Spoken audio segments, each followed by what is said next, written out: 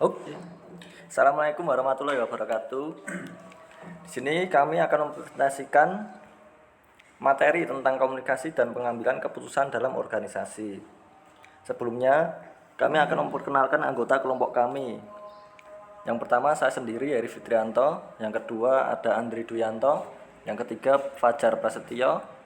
Yang keempat ada Muhammad Arif Nurhidayat. Yang kelima Lutfi Fatah Jeliansah. Yang terakhir Rizky Yuniawan.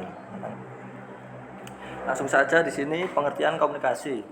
Komunikasi merupakan proses pemindahan dan pertukaran pesan, di mana pesan ini dapat berbentuk fakta, gagasan, perasaan, data atau informasi dari seseorang kepada orang lain. Proses ini dilakukan dengan tujuan untuk mempengaruhi dan mengubah informasi yang dimiliki serta tingkah laku. Selanjutnya, proses dan unsur komunikasi. Proses komunikasi adalah bagaimana komunikator menyampaikan pesan kepada komunikannya, sehingga dapat menciptakan suatu persamaan makna antara komunikan dengan komunikatornya. Proses komunikasi ini bertujuan untuk menciptakan komunikasi yang efektif atau sesuai dengan tujuan komunikasi pada umumnya. Proses komunikasi banyak melalui perkembangan. Unsur-unsur komunikasi efektif. Pertama, sumber sebagai salah satu unsur dalam unsur-unsur komunikasi adalah dasar yang digunakan dalam penyampaian pesan dan digunakan dalam rangka memperkuat pesan yang hendak disampaikan. Sumber sebagai salah satu unsur dalam unsur-unsur komunikasi dapat berwujud dalam berbagai bentuk. Sumber dapat berupa orang, lembaga, buku, dokumen, dan lain sebagainya. Yang kedua, komunikator. Komunikator sebagai salah satu unsur dari unsur komunikasi dapat dipahami sebagai orang yang membawa dan menyampaikan pesan. Dalam komunikasi, komunikator memiliki peranan yang sangat penting untuk menentukan keberhasilan dalam mempengaruhi komunikan atau penerima pesan.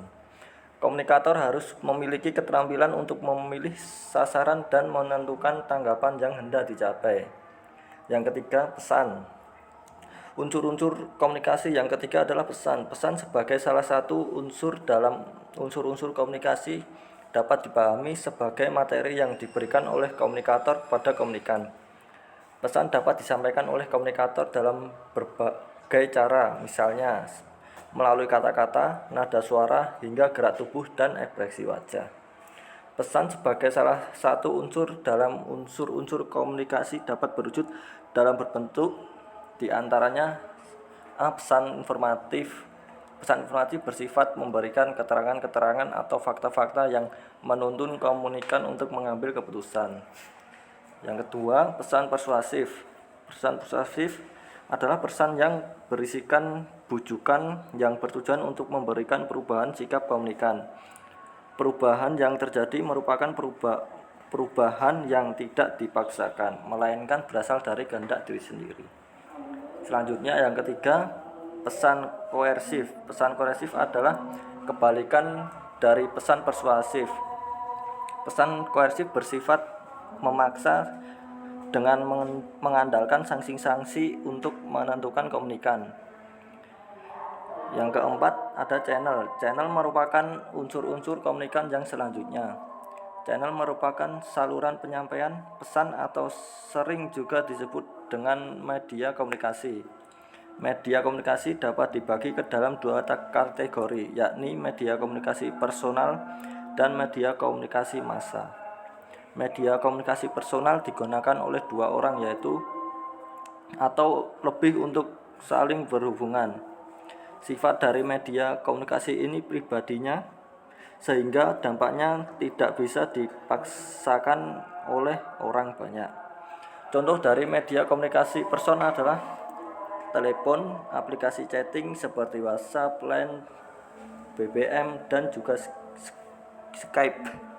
Media komunikasi yang kedua adalah media komunikasi massa. Media komunikasi ini digunakan untuk mengkomunikasikan pesan dari satu atau beberapa orang kepada khalayak ramai. Karena sifatnya yang masif, maka media komunikasi massa dapat memiliki dampak yang besar bagi banyak orang. Contoh media komunikasi massa adalah televisi, radio, hingga yang terbaru adalah media sosial seperti Instagram, Twitter, YouTube, dan sebagainya. Yang kelima, komunikasi. Unsur-unsur komunikasi yang selanjutnya adalah komunikasi itu sendiri. Komunikasi sebagai salah satu unsur dalam unsur-unsur komunikasi dapat dibedakan dalam berbagai macam kategori, mulai dari segi sifatnya, arahnya, hingga jumlah orang yang terlibat di dalamnya. Oke, saya lanjutkan. Unsur-unsur komunikasi ini umumnya dibedakan berdasarkan kategori sifat, yakni dikelompokkan ke dalam dua kategori, yaitu komunikasi verbal dan komunikasi non-verbal. Komunikasi verbal merupakan bentuk komunikasi yang menggunakan simbol-simbol verbal. Simbol-simbol verbal ini dapat diwujudkan ke dalam bentuk lisan maupun tulisan. Unsur-unsur komunikasi secara lisan dapat dilakukan oleh dua orang atau lebih melalui hubungan tatap muka secara langsung tanpa ada jarak maupun peralatan yang menjadi medianya. Selain secara lisan, unsur-unsur komunikasi verbal juga dapat dilakukan melalui tulisan. Unsur-unsur komunikasi ini dapat berupa surat menyurat, konvensional, surat elektronik seperti email, chatting, dan lain sebagainya. Komunikasi nonverbal. Komunikasi nonverbal merupakan unsur-unsur komunikasi dalam bentuk komunikasi yang dilakukan tanpa menggunakan kata-kata, melainkan melalui simbol-simbol lainnya. Komunikasi nonverbal dapat ditunjukkan oleh tubuh manusia secara alami melalui gerak isyarat, bahasa tubuh, ekspresi wajah, dan kontak mata. Bentuk-bentuk komunikasi. Komunikasi inter. Personal. Secara umum, komunikasi antar pribadi dapat diartikan sebagai proses pertukaran makna orang-orang yang saling berkomunikasi. Yang pertama, dimulai dengan diri pribadi. Berbagai persepsi komunikasi yang menyangkut pengamatan dan pemahaman berangkat dari diri sendiri. Yang kedua, bersifat transaksional. Hal ini mengacu pada tindakan pihak-pihak yang berkomunikasi secara serempak mengirim dan menerima pesan. Yang ketiga, mencangkup isi pesan dan hubungan yang bersifat pribadi. Maksudnya tidak hanya sekedar berkenan dengan isi pesan, tetapi juga menyangkut siapa partner kita dalam berkomunikasi. Yang keempat, mensyaratkan adanya kedekatan fisik antar pihak-pihak yang berkomunikasi. Yang kelima, partisipasi dalam terlibat secara independen atau saling tergantung satu dengan lainnya. Yang terakhir atau keenam, komunikasi tidak dapat diubah atau diulang. Jika kita sudah salah mengucapkan sesuatu kepada lawan bicara kita, mungkin kita bisa minta maaf, tetapi tidak berarti menghapus apa yang pernah kita ucapkan. Komunikasi kelompok. Secara umum, komunikasi kelompok dapat diartikan sebagai interaksi tatap muka dari 3 atau lebih individu guna memperoleh maksud dan tujuan yang dikehendakinya. Seperti berbagi informasi, pemeliharaan diri, atau pemecahan masalah sehingga menumbuhkan karakteristik pribadi masing-masing anggotanya. Yang pertama, tatap muka mengandung makna bahwa dalam komunikasi kelompok setiap anggotanya harus dapat melihat dan mendengarkan anggota lainnya. Yang kedua, jumlah partisipan dalam komunikasi kelompok berkisar 3 atau orang atau lebih. Yang ketiga, maksud dan tujuan dari komunikasi kelompok adalah untuk berbagi informasi dan pemeliharaan diri. Yang keempat, kemampuan anggota untuk menumbuhkan karakteristik personal anggota lainnya. Komunikasi organisasi. Komunikasi organisasi sederhana dapat didefinisikan sebagai komunikasi antar manusia atau human communication yang terjadi dalam konteks organisasi. Dari pengertian tersebut, maka kita dapat memahami bahwasanya komunikasi organisasi adalah organisasi komunikasi yang berlangsung secara formal maupun non-formal dalam sebuah sistem yang disebut organisasi. Yang bentuknya bisa didefinisikan dalam downward communication, upward komunikasi horizontal. Komunikasi massa, suatu proses di mana organisasi media memproduksi dan menyebarkan pesan kepada publik secara luas. Di sisi lain, komunikasi massa juga diartikan sebagai proses komunikasi di mana pesan dari media dicari, digunakan, dan dikonsumsi oleh audiens. Dari batasan singkat tersebut, kita dapat melihat bahwasanya karakteristik utama komunikasi adalah adanya media massa sebagai alat dalam. Hambatan komunikasi. Secara garis besar terdapat 4 jenis hambatan komunikasi, yaitu hambatan personal, hambatan fisik, hambatan kultural atau budaya, serta hambatan lingkungan. Yang pertama, hambatan personal. Hambatan yang terjadi pada peserta komunikasi, baik komunikator maupun komunikan. Hambatan personal dapat dalam komunikasi meliputi sikap, emosi, stereotyping, prasangka, bias, dan lain-lain. Hambatan kultural atau budaya.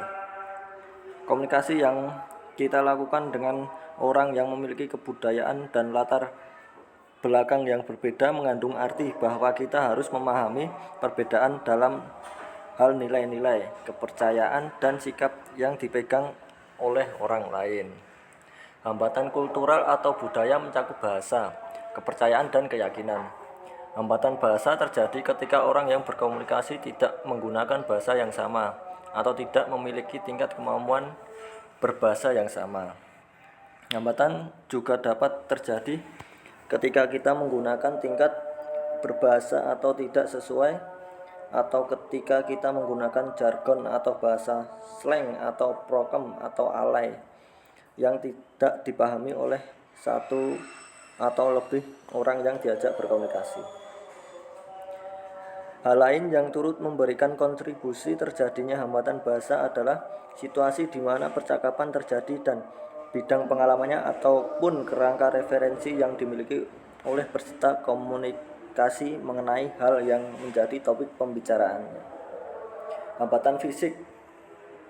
Beberapa gangguan fisik dapat mempengaruhi efektivitas komunikasi.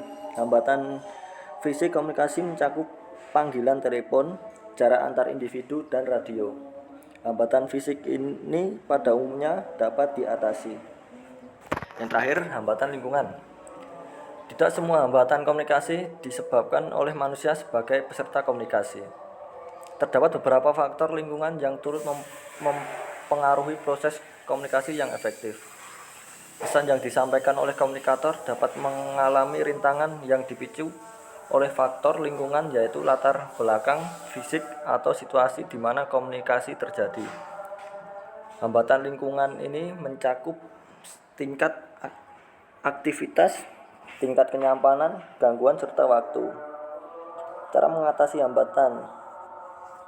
Berbagai hambatan komunikasi yang dapat menyebabkan ketidakefektifan komunikasi dapat kita atasi dengan memperhatikan beberapa hal berikut ini. Yang pertama, mengirim pesan atau komunikator atau sender.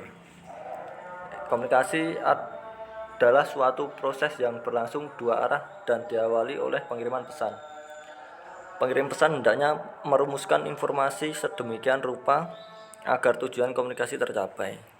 Pengiriman pesan harus proaktif dalam membuat penerima, komunikator atau receiver mengerti dan memahami pesan yang disampaikan. Seringkali apa yang dinyatakan tidak selalu sesuai dengan apa yang didengar.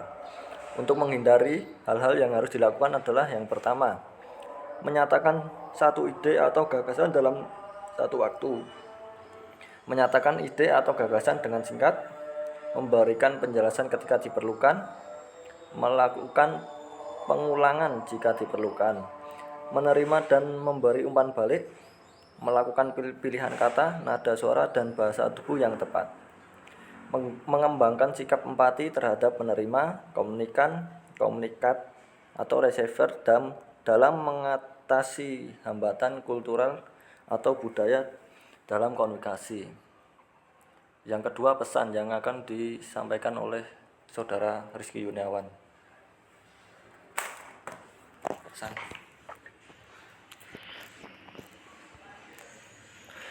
Dua, pesan. Pesan merupakan informasi sederhana yang ingin disampaikan oleh pengirim pesan kepada penerima. Pesan dapat berupa pesan verbal maupun pesan non-verbal.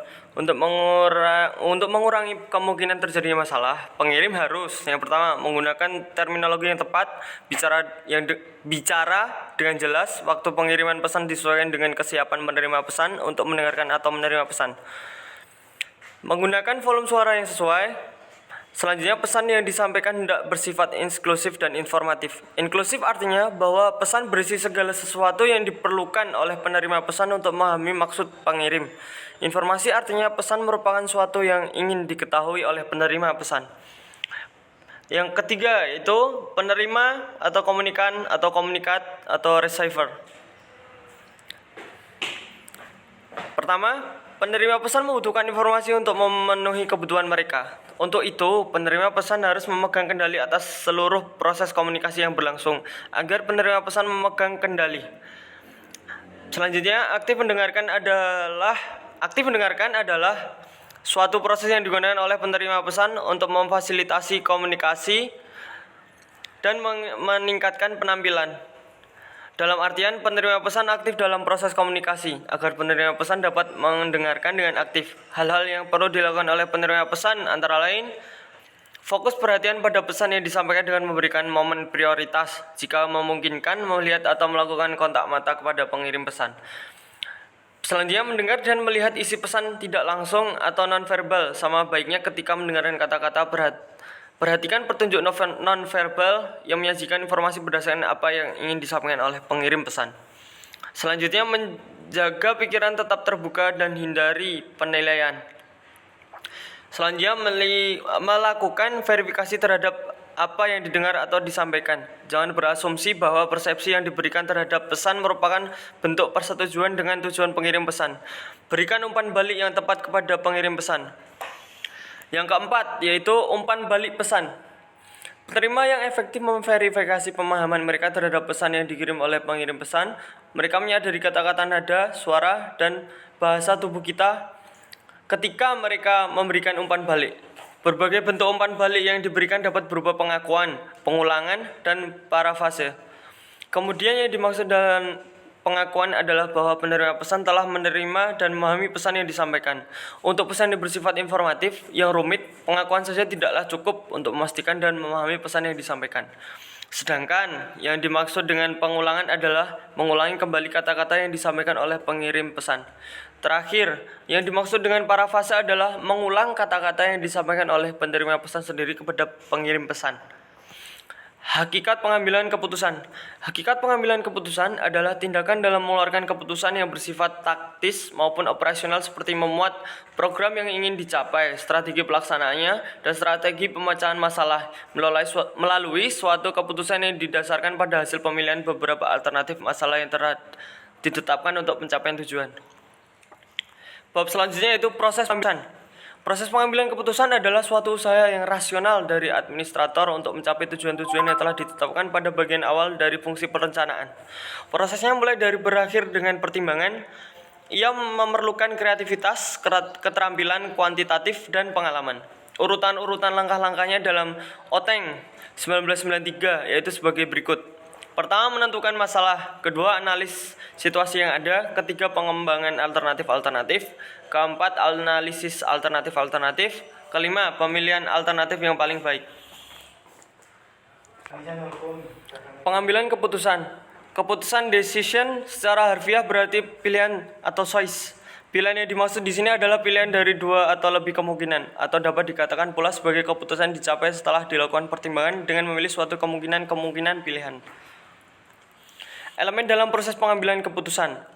Perumusan masalah. Perumusan masalah dimulai dengan mengaji fakta-fakta yang ada. Seringkali hal-hal yang kedengarannya sederhana ini menjadi sumber kegagalan pengambilan keputusan yang benar. Masalah yang sering muncul dalam pengajian fakta adalah pemimpin dan orang yang ada di sekitar sering membaur fakta dengan tafsiran tentang fakta tersebut. Selanjutnya, pengumpulan dan penganalisis data. Fase pengumpulan data atau fakta meliputi kegiatan mendefinisikan masalah serta mengumpulkan masalah serta menganalisis data yang penting. Suatu cara untuk meningkatkan kemampuan pengumpulan data adalah dengan melalui melihat masalah yang ada. Selanjutnya, pembuatan alternatif kebijakan. Pemilihan salah satu alternatif terbaik. Pemilihan suatu alternatif yang dianggap paling tepat untuk memecahkan masalah tertentu dilakukan atas dasar pertimbangan yang matang atau rekomendasi. Ketiga, pelaksanaan keputusan. Dalam pelaksanaan keputusan, berarti setiap orang harus mampu menerima dampak yang positif ataupun negatif. Ketika menerima dampak negatif, pemimpin harus juga mempunyai alternatif yang lain. Pemantauan dan pengevaluasian hasil pelaksana. Setelah keputusan yang dijalankan, seharusnya pemimpin dapat mengukur dampak dari keputusan yang telah dibuat. Penilaian ulang tersebut diadakan. Faktor-faktor penentu yang akan dinilai harus diputuskan sejak awal dan tidak setelah pelaksanaan berjalan. Jenis-jenis keputusan. Keputusan terstruktur, keputusan tak terstruktur, dan keputusan semi terstruktur. Selanjutnya, faktor-faktor individu dalam pengambilan keputusan. A. Nilai individu dalam pengambilan keputusan. B. Kepribadian. C. Kecenderungan terhadap pengambilan risiko. Keputusan kelompok. Keputusan yang sama-sama dibuat oleh beberapa individu dalam suatu kelompok atau organisasi untuk kepentingan bersama. Keputusan tersebut diambil berdasarkan pendapat dari para anggota sehingga bisa menghasilkan keputusan yang tepat. Teknik pengambilan keputusan kelompok. Kelompok interaktif, yaitu anggota yang berinteraksi secara langsung dengan anggota lain. Kelompok nominal, yaitu pembatasan komunikasi antar pribadi selama proses pengambilan keputusan, karena masing-masing individu mengemban tugas secara independen. Bentuk-bentuk pengambilan keputusan kelompok yang akan dibacakan oleh Saudara Arif. Bentuk teknik pengambilan keputusan kelompok. Teknik pengambilan keputusan kelompok DELBI umumnya digunakan untuk mengambil keputusan meramal masa depan yang diperhitungkan akan dihadapi organisasi. Teknik pengambilan keputusan kelompok nasional adalah rapat kelompok yang terstruktur terdiri dari 7-10 individu duduk berkumpul tetapi tidak berbicara satu sama lain. Setiap orang menulis gagasannya di lembar kertas. Lanjutan, teknik pengambilan keputusan dengan pertemuan elektronik. Pendekatan yang terbaru untuk pengambilan keputusan kelompok adalah pencampuran teknik kelompok nominal dengan teknologi komputer canggih. Bentuk ini disebut dengan pertemuan elektronik. Terima kasih. Sekian dari kelompok kami. Wassalamualaikum warahmatullahi wabarakatuh.